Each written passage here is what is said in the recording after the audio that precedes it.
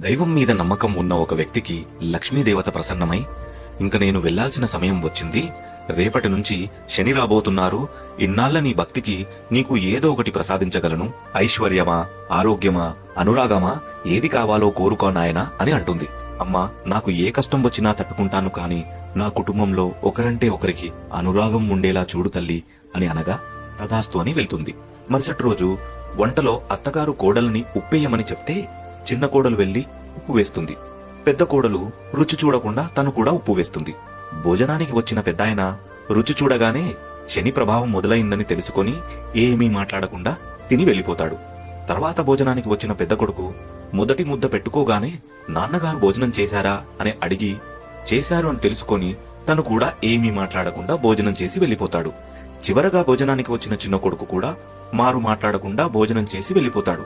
ఆ తర్వాత ఒకరొకరు తన భర్త